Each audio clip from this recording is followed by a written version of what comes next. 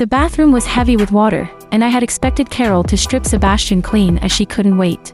But I didn't expect Carol to make a move that I didn't expect. She helped Sebastian into the bathtub to lie down, and while the bathtub was draining, she turned on the recognition function of a shopping app and scanned Sebastian's entire body.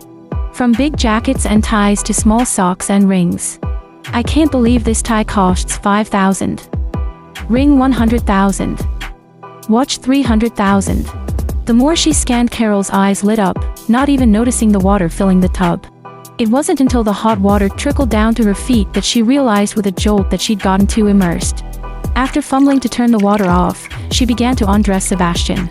During this time, Carol looked natural and put the removed ring and watch on her left hand.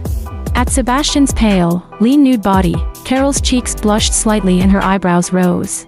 As she unconsciously ran her hands up Sebastian's abs, rubbing them gently. Sebastian slowly opened his eyes, feeling the restless hand on the small of his back as his eyes grew cold.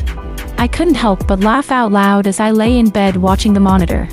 Branded by Sebastian as an indiscreet, unself-loving person, Carol is not far from death.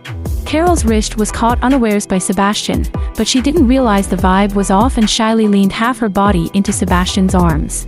"Sir, you're finally awake. It took me a lot of effort to pick you up today," Carol pouted and pouted. Sebastian stifled a grunt and was silent for a moment, pushing down the murderous intent in his eyes and saying reluctantly, "Tough luck." I bounced violently off the bed.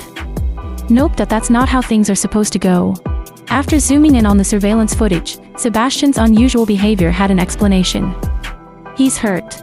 Sebastian's back was covered in bruises and cuts, and blood was seeping out of the wounds that had been submerged in the water.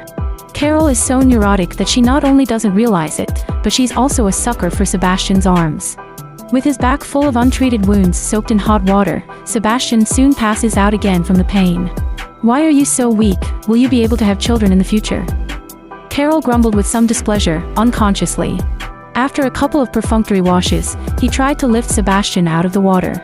Only to find Sebastian rolling in heat and blushing uncharacteristically. Carol rushed to scoop him out of the tub, help him to his bed, and scrutinized Sebastian's body. Afraid he'll die. When her eyes touched the wound on his back, Carol was filled with pain and took the ointment and gently applied it.